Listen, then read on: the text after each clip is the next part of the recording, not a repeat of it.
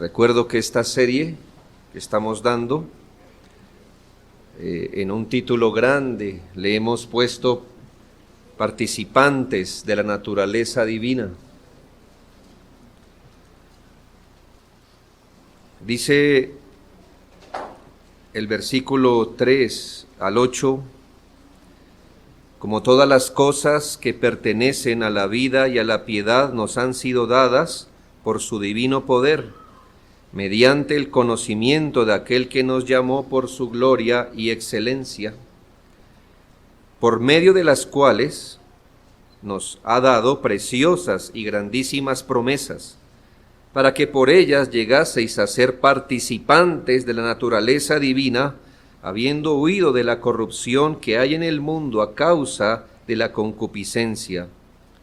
Vosotros también, poniendo toda diligencia por esto mismo, añadid a vuestra fe virtud, a la virtud conocimiento, al conocimiento dominio propio, al dominio propio paciencia, a la paciencia piedad, a la piedad afecto fraternal y al afecto fraternal amor, porque si estas cosas están en vosotros y abundan, no os dejarán estar ociosos ni sin fruto en cuanto al conocimiento de nuestro Señor Jesucristo. Hasta aquí vamos a leer. Habíamos considerado, los hermanos que están siguiendo esta serie, lo que vivir bajo el poder y la fuerza que otorga el Espíritu Santo es necesario para vivir la vida cristiana, y que partiendo de todas las cosas, dice la Biblia, que Él nos ha dado todas las cosas que pertenecen a nuestra vida de piedad, partiendo de lo que Dios nos ha dado. Les recuerdo que estas cosas que Dios nos ha dado, nos las ha dado de forma básica. Y ya que nos ha dado todas las cosas para poder vivir una vida cristiana, pero nos las ha dado de forma básica, nos es necesario añadir, claro, bajo el poder del Señor, con las herramientas del Señor, pero nos toca añadir a las cosas que Él ya nos ha dado de forma básica, de forma esencial, nos toca añadir de forma abundante y diligente más de lo que Dios nos da, de manera que podamos vivir una vida cristiana fiel, creciente y madura, con un carácter que se ajusta a la vida de piedad. Y habíamos reconocido que esto es posible hacer, porque Dios nos ha participado de su naturaleza. Note que no solo debemos tener diligencia, sino que debemos traer abundantemente de esta materia prima para vivir la vida cristiana. Pues después de describirnos todas las cosas que debemos añadir, nos dice en el versículo 8, porque si estas cosas están en vosotros, lo primero es eso, que estén en vosotros, pero lo segundo, ¿qué es? Y abundan, y abundan.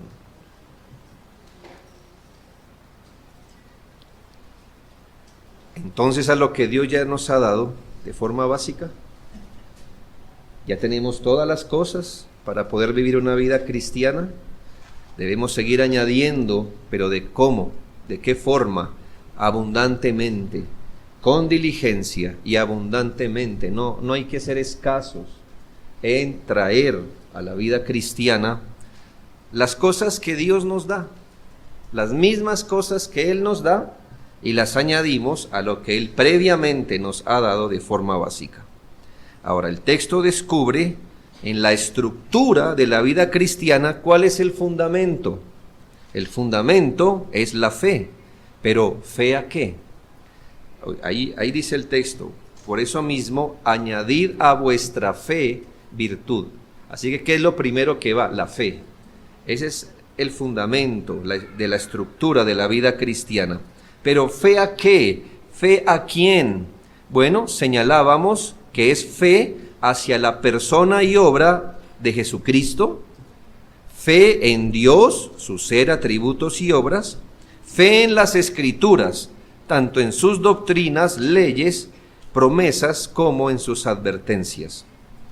Que esto es así, queda señalado en pasajes como Primera de Pedro 1:21, y mediante el cual creéis en Dios. ¿Sí ve dónde debe estar puesta la fe? Creéis en Dios, quien le resucitó de los muertos y le ha dado gloria, para que vuestra fe y esperanza sean en Dios. ¿Cuál es el fundamento? La fe. ¿Pero la fe en qué? En Dios. Luego, note que también lo que nos dice de Jesucristo en pasajes como 1 Corintios 3:11, porque nadie puede poner otro fundamento que el que está puesto, el cual es Jesucristo. Y Efesios 2:20, edificado sobre el fundamento de los apóstoles y profetas, siendo la principal piedra del ángulo Jesucristo mismo. ¿Fe en qué entonces? Fe en Dios, fe en Jesucristo. Pero por Lucas 6, 46 y 48, también se nos señala en dónde debe estar ese fundamento.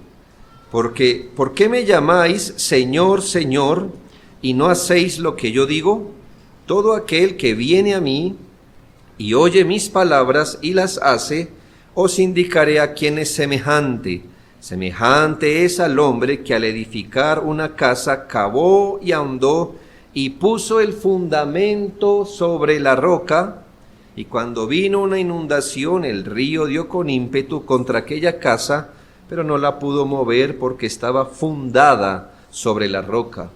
Entonces, ¿qué estamos diciendo? Que la vida cristiana, la estructura de la vida cristiana, en el fundamento es fe. ¿Fe en qué? En Dios, en su persona, ¿verdad? En sus obras. Fe en Jesucristo, en su persona, en su obra. Fe en la palabra de Dios. Ahí está, fe. No es una fe allí que usted, yo tengo fe. ¿Fe en qué? ¿Qué? ¿Exactamente qué? La vida cristiana no se fundamenta sobre la fe, sino sobre la fe en Dios. La fe en Jesucristo, fe en la palabra. Gente tiene fe, pero aquí no es la fe como tal, es donde la tiene puesta. El fundamento está allí. Entonces, a partir de este fundamento, de la fe en Dios, en Jesucristo y en la palabra, vamos a construir de ahí, de ese fundamento que nos da, vamos a construir una vida cristiana madura, vamos a poner todas las bendiciones de la gracia para tener un carácter que se parezca al de Dios en la práctica, en la experiencia. Y el primer elemento, añadir a la fe, dice la Biblia, añadir a vuestra fe virtud, virtud. ¿Qué es la virtud? Primeramente. Lo primero que debo hacer es aclarar, es que es virtud nacida de fe. Es virtud nacida de fe. Estamos hablando de una cualidad, virtud. Pero quiero aclarar primero que es una virtud nacida de fe. Pues, ¿cuál es el fundamento? La fe. Y todas las cosas que vamos a narrar de aquí en adelante, como se lo había dicho, que añadida a vuestra fe virtud, a la virtud conocimiento, y todas las cosas de ahí en adelante son y deben ser un producto de la fe.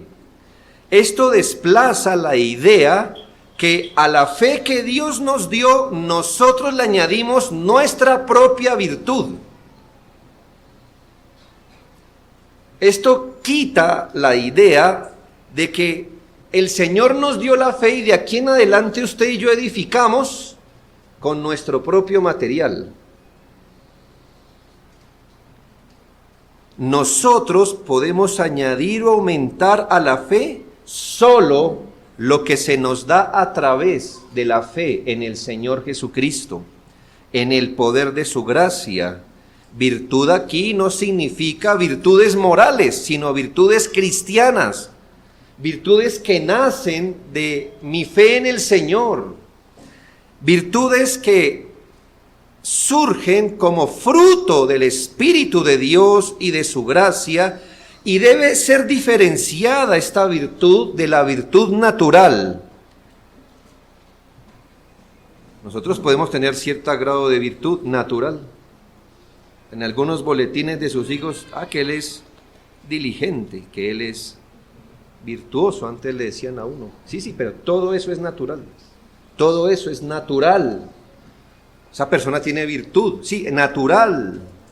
No hay que confundir, porque la que el Señor añade y la que nosotros debemos traer a la fe inicial es virtud nacida de la fe, virtud como fruto del Espíritu de Dios y de la gracia, y se diferencia de la natural en que brota de la gracia de Dios, viene de la fe, con la asistencia del Espíritu, por la fuerza recibida de Él, en amor a Él y con miras a la gloria de Dios.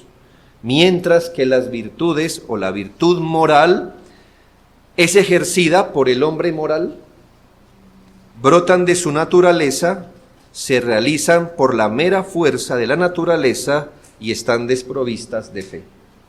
Aquí, hermano, no es ser virtuosos, es añadir a la fe virtud. ¿Entiende la diferencia?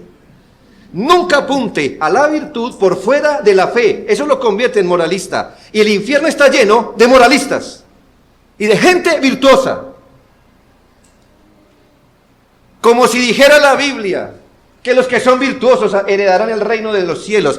El que cree en Jesucristo, ese hereda el reino de los cielos. Y a vuestra fe añádale virtud. ¿Virtud de qué? Virtud que viene como la operación del Espíritu de Dios. Es algo que usted y yo en nuestra naturaleza no añadimos.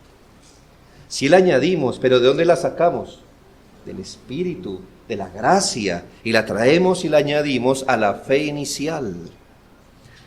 Lo primero es eso, aclarar que es virtud de fe. No es virtud, sino de fe. Lo segundo, ¿qué significa virtud?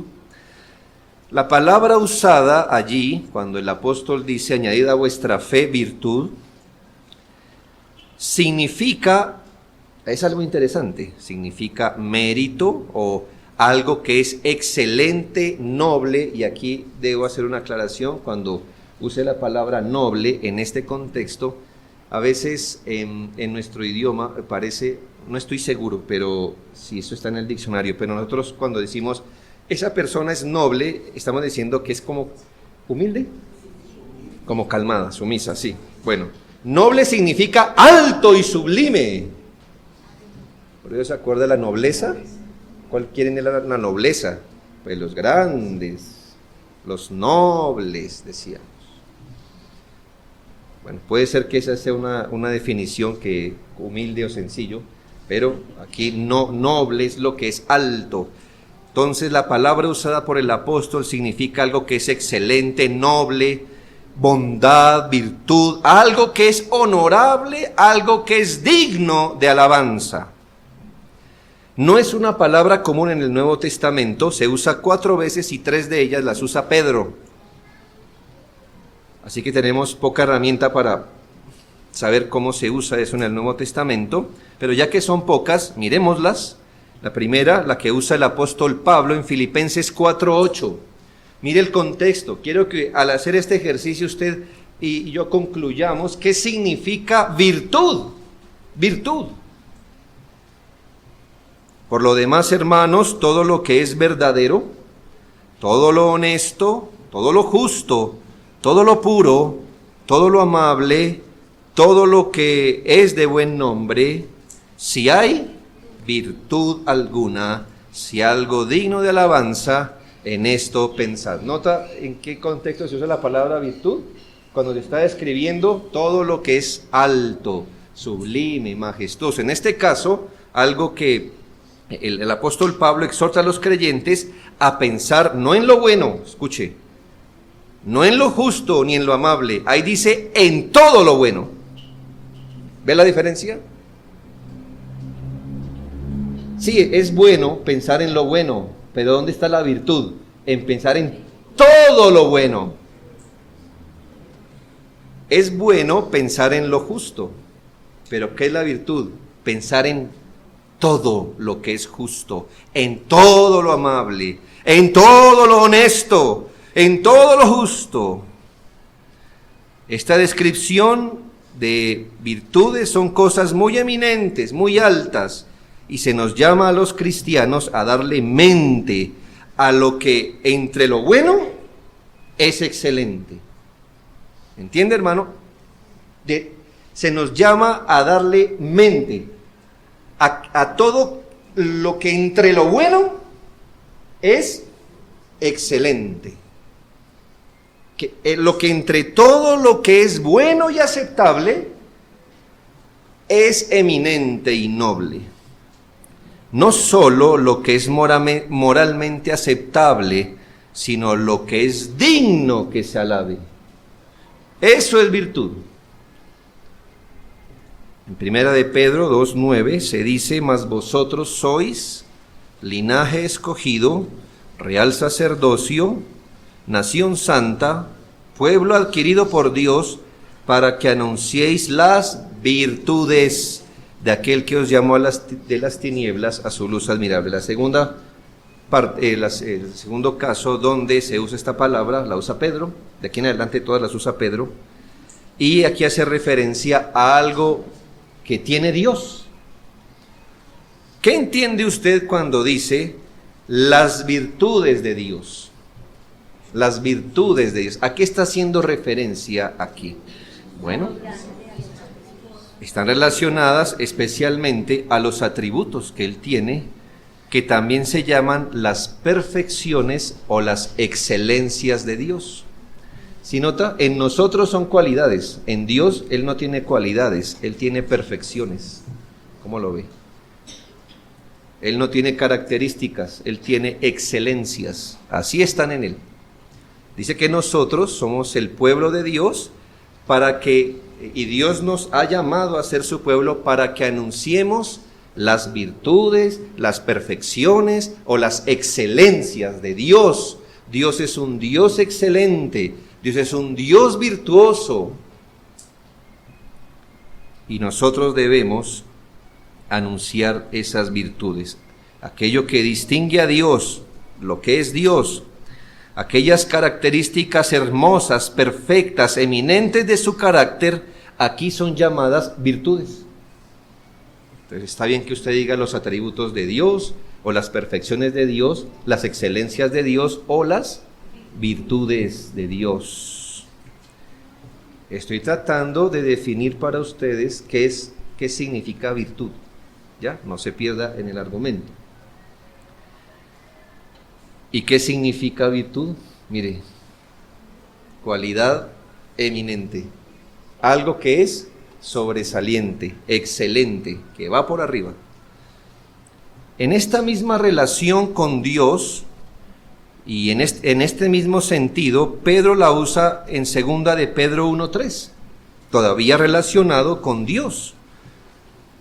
Y es una palabra que ya habíamos visto en esta serie, y dice: como todas las cosas que pertenecen a la vida y a la piedad nos han sido dadas por su divino poder, mediante el conocimiento de aquel que nos llamó por su gloria y excelencia. Ahí está la palabra virtud. Esta vez se tradujo excelencia, es decir, Dios es un Dios, según este texto, glorioso y excelente. Y por su gloria y excelencia nos llamó a conocerle. Lo que quiero que usted mire es que aquí los autores bíblicos tradujeron la palabra virtud, en su original, como excelencia. Bueno, nos falta un texto, pero es el que estamos viendo. Añadid a vuestra fe virtud. Ahí están las 4 veces que en el Nuevo Testamento se usa la palabra. Entonces, ¿qué es virtud, hermano? Entonces vuelvo y le digo, ¿qué es virtud? Todo lo que es excelente, noble, virtuoso, honorable, digno de alabanza, sobresaliente. O sea que aquí está el malo, lo malo, y aquí está lo bueno, ¿ya? Y aquí está lo bueno, y acá lo excelente o lo virtuoso. Usted puede ser bueno en algo, pero no excelente en algo. ¿Entiende el asunto? Bueno, ya es una gran ventaja pasar de lo malo a lo bueno. Pero la Biblia dice, añadid a vuestra fe no lo bueno, sino ¿qué? Muy bien. ¿Por qué los creyentes andamos en medidas tan bajas si el Señor no dice, conténtense con saltar de lo malo a lo bueno? ¿Usted creyó que fue llamado a lo bueno? No, hermanos. Fue llamado a lo virtuoso, a lo que va más arriba de lo bueno, a lo que va más allá de la medida justa, de lo que es apenas aceptable moralmente. ¿Qué clase de personas deberíamos ser los creyentes? Segundo, ¿cómo se ve la virtud cristiana? Ya se la definí, ahora ¿cómo se ve? Hablamos de virtud como el efecto o la evidencia que tiene la fe en el Señor. Me gusta lo que hace la laca. Esta mesa que usted ve aquí, la de la cena, no era así. Era como, el color de ella era como el balso. ¿Ya? ¿Lo reconoce? Así era, como el balso. Y se le aplicó unas sustancias, unos químicos, y el efecto de esos químicos sobre la madera resultaron en una mesa brillante. Hermanos, si uno ha creído verdaderamente en Jesucristo, si la fe está en el fundamento interno de nuestra vida, y les recuerdo que al comienzo de la segunda carta del apóstol Pedro se refirió a la fe como una fe igualmente preciosa. Entonces, si la fe que tenemos en el fundamento es preciosa, la fe que es preciosa presionará, tendrá el efecto sobre un alma para dar evidencias en el carácter igualmente preciosas a la fe que tenemos. Si la fe es preciosa y la fe produce un efecto en el alma, ¿qué tipo de efecto tendrá la fe si no es producir evidencias igualmente preciosas, eminentes, altas? Es decir, la virtud. Ya que la fe es preciosa, viene de Dios, y la fe, si es real, produce algo sobre el carácter del individuo, el individuo que tiene fe real en Jesucristo y está añadiendo a su fe otro tipo de cosas, hermanos, su evidencia en el carácter será eminente, alta y excelente. Sea la excelencia de una manera de vivir ante Dios, como esa manera de andar en justicia ante los hombres. Si la verdadera fe es el fundamento, esto pone al individuo sobre el nivel no sólo de lo apenas bueno o aceptable, sino que lo sitúa al nivel de lo virtuoso. Otra vez, si la verdadera fe es el fundamento, esto pone al individuo más allá del nivel de lo bueno o aceptable, lo sitúa al nivel de lo virtuoso, donde hay virtud alguna. Al individuo creyente se le participó de una naturaleza virtuosa. ¿No dice la Biblia que Dios es excelente o virtuoso? Y dice la Biblia que se nos participó de su naturaleza. O sea que nosotros se nos ha participado una naturaleza, ¿qué? Virtuosa. Entonces, ¿qué es lo común? Que en el creyente aparezca un carácter virtuoso. Hermanos, no es tan difícil, ¿verdad? Dios tiene un carácter virtuoso. Nos participó de su naturaleza, que es virtuosa, que producirá en nuestro carácter. Pues virtud, hermanos.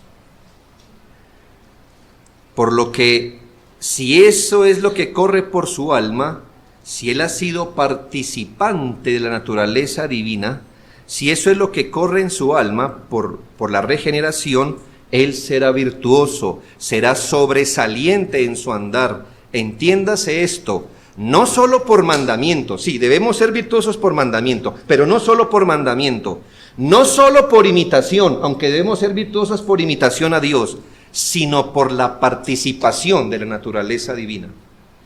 Entienda esto, hermano. Somos virtuosos no solo por mandamiento, ni por imitación, sino por participación. ¿Ya?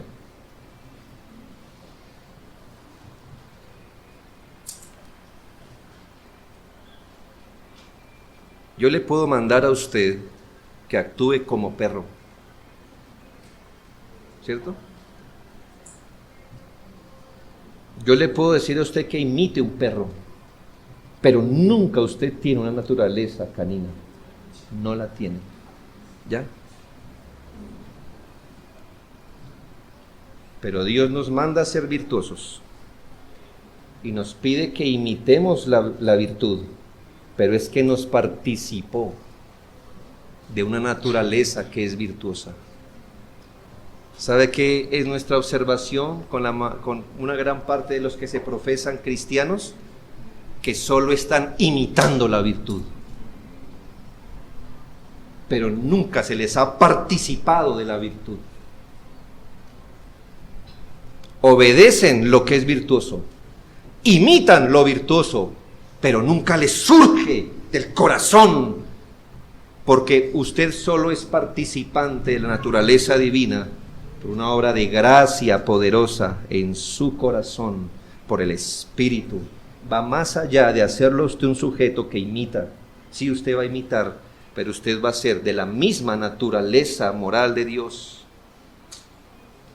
Por eso es que usted se desgasta diciéndole a la gente que en esto, que esto, que esto, y la gente no. ¿Qué estará pasando? Pues que este solo está a la luz de lo que puede imitar. ¿Qué hacemos? Pero su naturaleza no ha sido participada de la naturaleza divina. Hermanos, con mucho esfuerzo nuestra humanidad, tal como somos, sin Cristo, nos pondría sobre lo moral. Es que somos seres morales, hermanos, por eso no nos andamos matando allí en la calle. Nuestra humanidad con dificultad nos pone sobre lo moral, pero la fe nos pone sobre lo que es virtuoso. Claro, lo virtuoso incluye lo moral, pero va más arriba de lo moral. Esto es, hermanos, que con dificultad el hombre elegiría con dificultad. El hombre natural tiene aquí lo bueno y lo malo, y con dificultad elige lo bueno. ¿Ya? El hombre natural tiene lo bueno y lo malo, y con dificultad elige lo bueno. Pero la fe en el Señor aprueba no solo lo que es bueno, sino lo mejor, como dice Filipenses 1, 10 y 11. A fin de que seamos sinceros e irreprensibles para el día de Cristo, llenos de fruto de justicia, que son por medio de Jesucristo para alabanza y gloria de Dios. Si note, aprobando lo mejor, dice, no lo bueno. Lo bueno usted lo puede aprobar moralmente, pero ¿qué dice la Escritura del creyente? Aprobando lo mejor. ¿Entiende que entre lo bueno hay cosas mejores? ¿Y qué dice la Biblia? Aprobando ¿qué? Lo mejor, es decir, lo virtuoso. Llenos de fruto de justicia. ¿Usted reconoce en algo la diferencia entre lo moralmente bueno y lo mejor?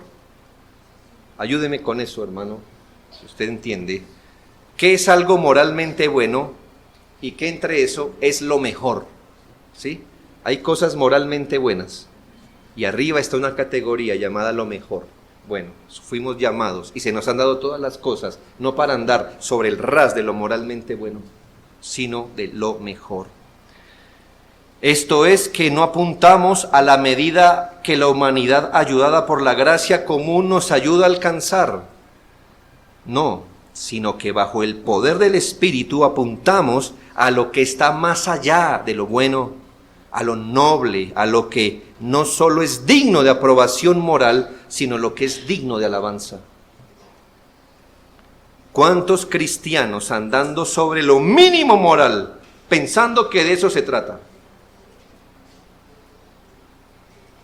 Lo mínimo moral, como que tiene una lista mental. ¿Qué es lo mínimo moral? Como que caracteriza a un cristiano. ¿Cuántos cristianos andando sobre lo mínimo moral pensando que de eso se trata? Mucho más escandaloso el creyente que ni en la medida básica de moral anda. ¿Ya? Mucho menos el que en la medida básica de moral ni siquiera anda. Hermanos, fuimos llamados por un Dios glorioso y excelente, se nos participó de sus excelencias para añadir a nuestra fe excelencia o virtud. Volvemos a las preguntas iniciales. ¿Podemos vivir una vida cristiana personal, en la familia, en la iglesia, en la sociedad, donde lo constante o común sea la firmeza, el crecimiento y la victoria? La respuesta es: bajo la gracia del Señor, sí es posible. No solo sí es posible, sino que eso es exactamente lo que debe pasar. O si no, devuélvase a la cifra anterior. Pues, ¿qué le va a añadir virtud a qué? ¿A qué? Estoy mirando cómo se ve, ¿verdad? Cómo se ve la virtud cristiana. En Romanos 8, 35 y 37, le quiero poner un solo ejemplo de cómo se ve la virtud. Tuviera más ejemplos, por supuesto, pero solo quiero mostrarle este ejemplo. En Romanos 8, 35 al 37 se afirma: ¿quién nos separará del amor de Cristo? ¿Tribulación o angustia o persecución o hambre o desnudez o peligro o espada? Como está escrito: por causa de ti somos muertos todo el tiempo, somos contados como ovejas de matadero. Antes, en todas estas cosas, ¿cuáles estas cosas? Tribulación, angustia, persecución, hambre, etc.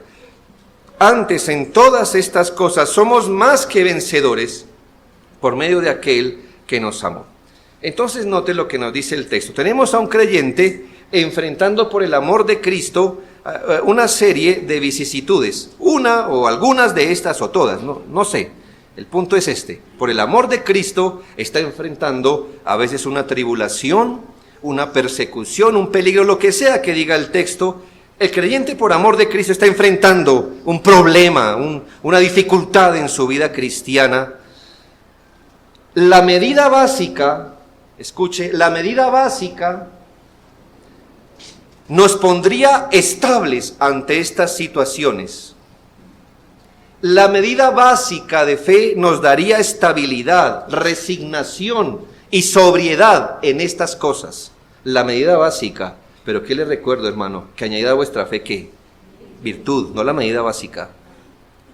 Pero el apóstol dice que los creyentes en todas estas cosas somos más que vencedores. Yo le digo: un momento, Pablo, ¿en qué podio estás pensando? Porque que yo sepa, en el podio hay un lugar para el vencedor, ¿verdad? Uno. Mire, hermanos, no es por desanimarlo, pero después del primero todos perdieron. Bien por la medallita y todo, pero después del primero todos perdieron. Después del primero todos perdieron. Ahora mire, en el podio ¿qué está? El vencedor, ¿no cree? El vencedor. Y yo le pregunto a Pablo: ¿y cuál es el más que vencedor? O sea, ¿dónde está eso? ¿Me hago entender? Piense en el lenguaje de Pablo. Ahí está el que vence, ya está el que vence, los demás perdieron, el que vence. ¿Cuál es el más que vence? ¿Dónde está ese? ¿Me hago entender? ¿Cómo es no solo vencer, sino más que vencer? Dice, eso me parece raro, porque si venció, ya está arriba. Pero dice más que vencedores.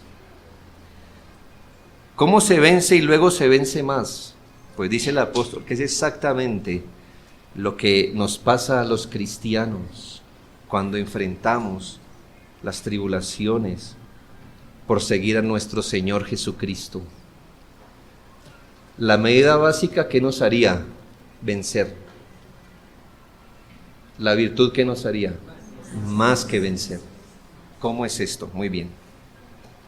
Esto es, hermanos, que en cualquier tribulación, problema, etcétera, ellos no solo hayan paz, contentamiento y estabilidad, eso es bueno, sino que además de paz, contentamiento y estabilidad, las tribulaciones perfeccionan nuestro carácter, queman la escoria, nos aferran a Cristo, nos habilita para ser más serviciales, nos presiona a la adoración, nos sigue preparando para la herencia plena en gloria. Todo eso, hermano, por una tribulación. Eso es virtud. Eso es virtud. Hermanos, es que si usted tiene una persecución, una tribulación, y usted haya paz, contentamiento, eso quiere decir que el barco hizo así, ¿verdad? Se le estabilizó. Y yo le pregunto, ¿y qué? ¿Y qué más? O sea, ¿de eso se trata su vida cristiana? ¿De estabilizar el barco cada vez que se mueve? ¿De eso se trata? ¿De usted?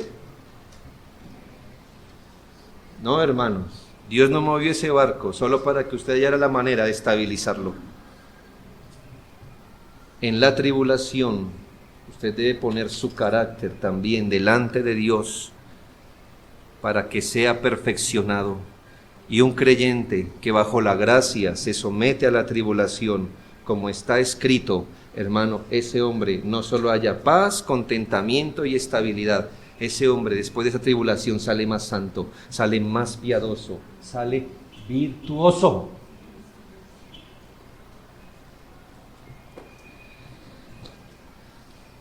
Por no entender esto, los creyentes atribulados solo claman, Señor, quítame esta tribulación.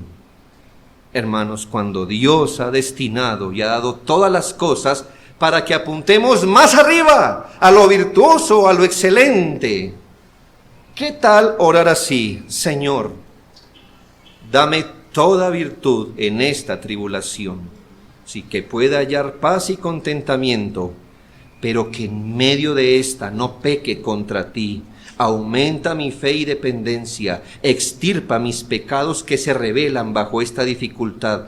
Déjame ser íntegro de corazón y de mayor testimonio para los demás, partiendo de esta tribulación. Que mi vida en esta dificultad sea un testimonio de tu gracia. Hazme servicial para otros y muy útil para tus intereses. Tú me has dado todas las cosas para que esto sea posible, por eso lo pido con esperanza y fe. ¿Alguno aquí?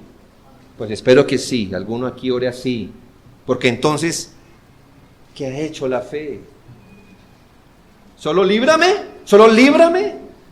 Pues así clama el que no conoce al Señor, líbrame, líbrame, líbrame, quítame, estabilízame, dame paz. ¿Y dónde está lo virtuoso? ¿Dónde está la operación del Espíritu obrando? ¿Dónde está la participación de la naturaleza divina? Usted solo está imitando. Entonces hoy haga de hoy el día de su salvación. No vaya al cielo por imitación, vaya por la participación de una nueva naturaleza corriendo en su interior. Si usted no razona así, ¿dónde está su fe? No su virtud. ¿Qué le pido a usted? ¿Pero qué se le pide? ¿Virtud partiendo de qué? A vuestra fe añadid virtud. Hermano, cuando sufrimos, no le apunte a librarse del sufrimiento, apúntele a ser más santo.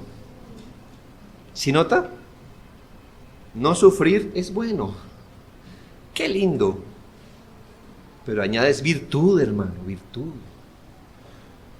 Es que temo, hermano, que si usted bajo la tribulación no se vuelve más paciente, usted se vuelve resabiado. ¿Sí o no? Si usted no apunta a lo más alto, bajo cualquier tribulación, su corazón se va a endurecer un poco más y no se va a volver más santo, más piadoso, más dependiente, pura carnalidad, mucho esfuerzo en imitación, pero poco sabe del poder de Dios obrando en su interior.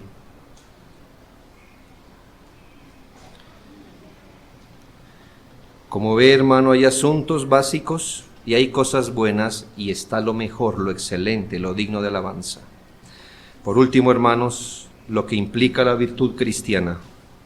Solo le coloqué un ejemplo.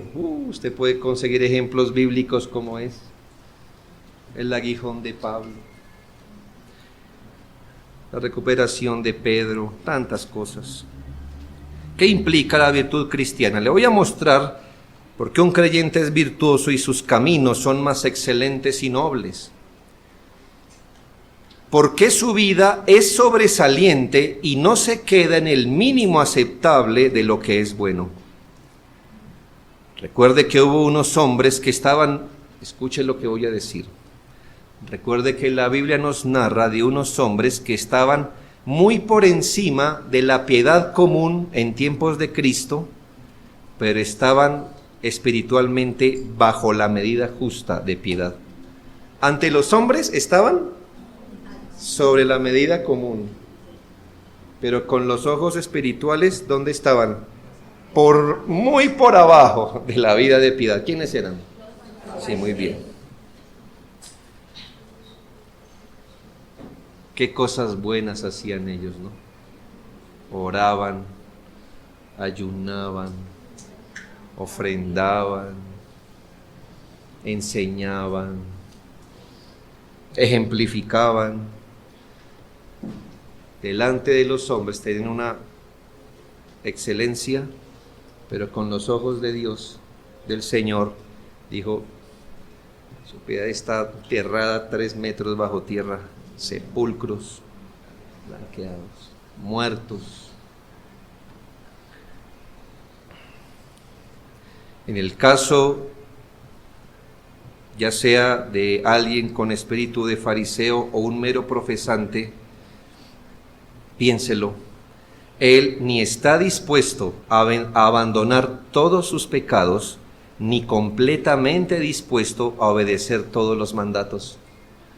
Él solo quiere renunciar a algunos pecados y obedecer solo algunos mandatos. Y todo eso según le convenga, como el camaleón. Si aquí le toca mostrar los dientes, los muestra. Pero si 1 hora después tiene que arrodillarse a orar, lo hace también. A veces está más dispuesto, por ejemplo, estoy hablando de un defecto, a los deberes públicos que a los privados, o a veces a los privados más que a los públicos. A veces está más dispuesto a obedecer la primera tabla que la segunda, o la segunda que la primera, según le convenga. ¿Qué es lo que le estoy mostrando? Que un mero profesante está muy por debajo de la medida de la excelencia. ¿Por qué? Porque el verdadero creyente no hace distinción entre los mandamientos ni entre los pecados. Él tiene una lucha universal, es decir, con todos los pecados, y tiene un amor universal por los mandamientos, es decir, con todos los mandamientos. Así como está opuesto a todo lo que él conozca como pecado, también está dispuesto a todo lo que el Señor le enseñe que es un mandamiento. Por eso, mientras uno se queda muy por debajo de la norma, el creyente va más arriba de ella. ¿Por qué? Porque el creyente no está apuntando a un mandamiento, ni a 2, ni a 100, sino a todos. Y el creyente no está apuntando al pecado que más lo latiga en su interior, sino a todos. Se duele por su pecado, pero se duele por todo pecado, no solo por el que más lo latiga. Y en eso usted que comprueba que este echó la flecha lo más alto que pudo. ¿Usted y yo podemos obedecer todos los mandamientos? No. Pero el creyente, eso es lo que quiere, y allá le apunta. El profesante, si obedece unos mandamientos, vive en la negligencia voluntaria con otros, pues tiene puntos ciegos de aquellos mandamientos que se oponen a sus concupiscencias. Uno puede ejercitarse en algunos deberes externos, fáciles y ordinarios de la religión, pero el creyente que añade a su fe virtud pone el hacha en la raíz del árbol, escudriña y prueba su propio corazón, juzga severamente sus pecados privados, llora y lamenta humildemente las corrupciones secretas y redobla guardia sobre su propia alma. Por eso es sobresaliente, porque cuando Dios lo mira, no solo ve que ante los hombres es un hombre eminente, sino que internamente este está trabajando en la raíz de las cosas. Es común que los creyentes inmaduros, cuando no los solo profesantes, se contenten con lo que pasa fuera del vaso. El mero profesante o inmaduro, cuando enfrenta un dolor, no se queja, pero murmura en su alma. ¿Sí ven? Él está enfrentando un dolor, él dice, no me quejo. Y su alma, murmurando contra Dios. Por eso es que el creyente verdadero es excelente. ¿Por qué? Porque no se queja y su corazón tampoco murmura. Tampoco. Por eso cuando este profesante es ofendido, él no devuelve la ofensa, pero guarda deseos de venganza en su alma. ¿Es bueno? Se queda por abajo, ¿no cree? Sí, pero no estoy devolviendo ofensa con ofensa, ¿sí? ¿Y el corazón? ¿Cuál es la diferencia de la virtud? Que ni se venga y en el corazón tampoco. Paz con Dios.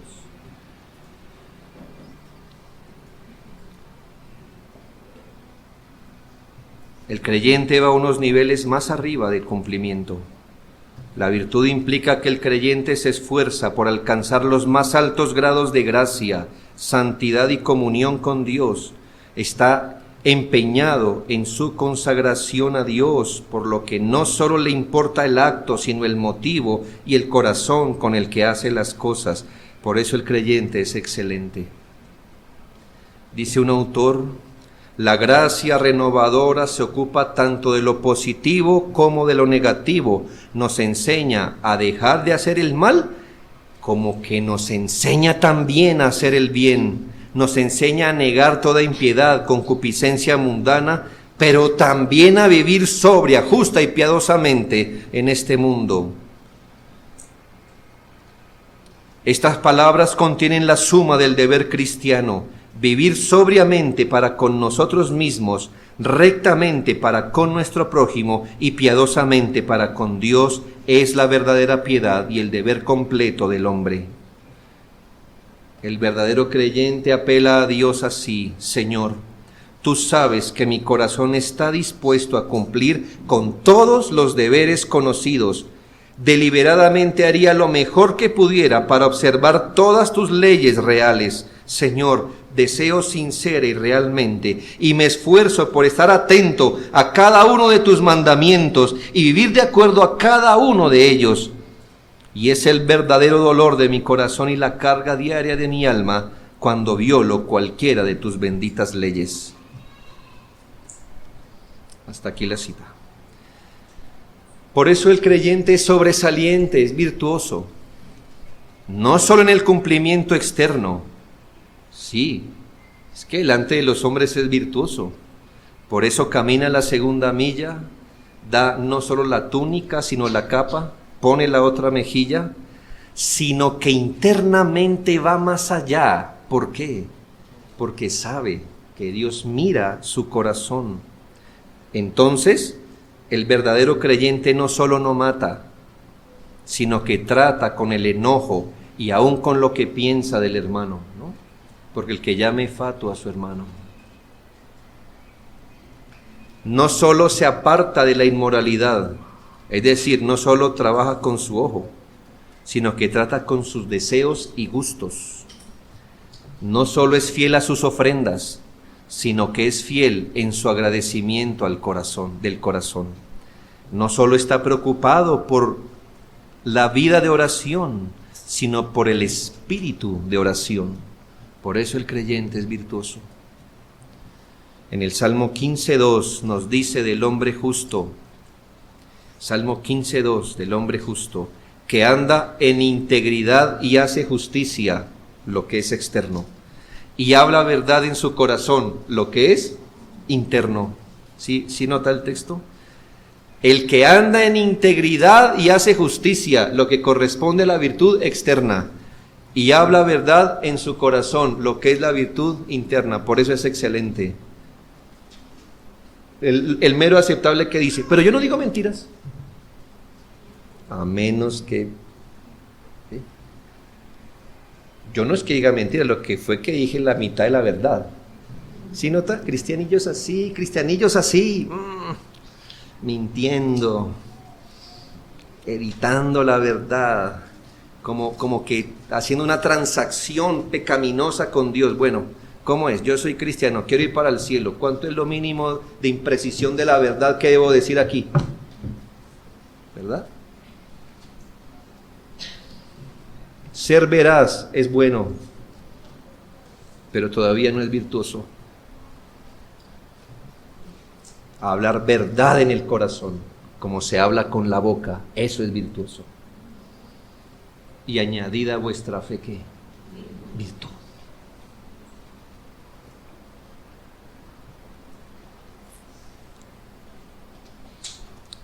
La virtud externa nos pone más arriba de la medida básica de los hombres. La virtud interna nos sitúa delante de Dios con verdadera integridad. En el Salmo 101:2 dice el salmista, ¿qué cosas dice, hermano? Es que el salmista no era perfecto. En los salmos confiesa muchos de sus pecados, pero mire lo que él dice: entenderé el camino de la perfección cuando vengas a mí. En la integridad de mi corazón andaré en medio de mi casa. Hermanos, hoy día todos estamos elegantes, bien peinaditos, estamos en esa, ¿cómo dicen los muchachos? En esa función, en el modo, estamos en modo iglesia. Estoy hablando descarnadamente, espero que no sea así. Pero entonces usted hoy va a hacer cosas que no va a hacer cosas que son comunes porque estamos en comunidad y cosas así, y entonces no quiero que se me vea mal, quiero poner la mejor cara, etcétera. Pero mire dónde puso el hacha el salmista: andaré en la integridad de mi corazón en medio de mi casa. De mi casa.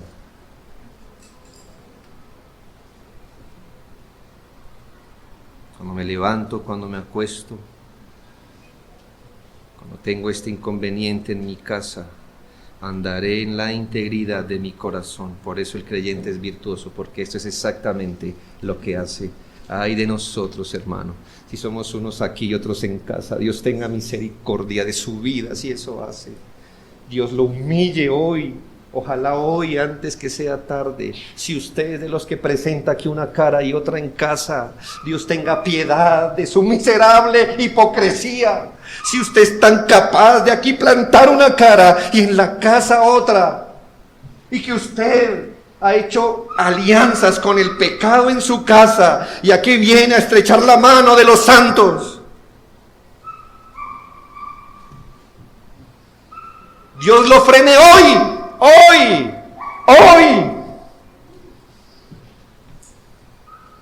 Si su esposa, si sus hijos no pueden decir que usted es un hombre o una mujer de piedad, que usted no es un hijo de piedad, que usted es un hijo apenas moral,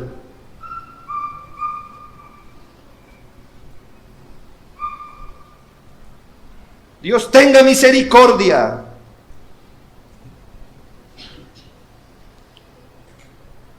Imagine un grupo de personas que añaden a su fe inicial virtud. viviendo así en medio de este mundo.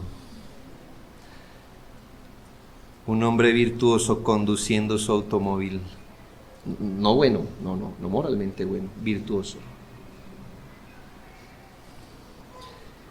Si entre cristianos dicen, parece el semáforo, igual aquí no viene nadie. Ni moral es eso, ni moral. Mucho menos bueno, mucho menos virtuoso. Creyentes usando su carro como un arma contra otro, porque lo cerró. ¡Oh, qué ofensa! ¡Oh, sí! ¡Qué ofensa! ¡Me cerró!